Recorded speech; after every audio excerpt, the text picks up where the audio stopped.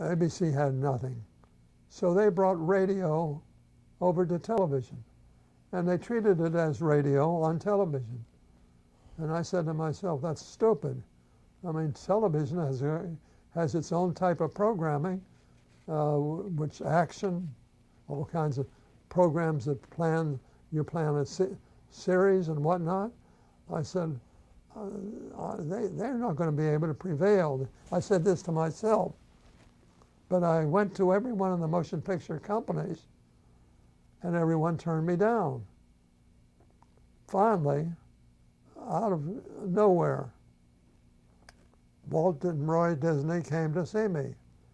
I checked it out and found they had been to CBS and NBC and had been turned down.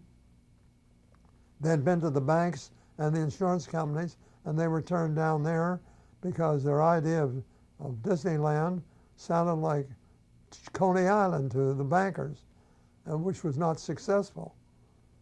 So I said to Walt and Roy Disney, what is it you have in mind? And they said, we would like you to finance the park at Anaheim. And I said, well, what do I get out of it?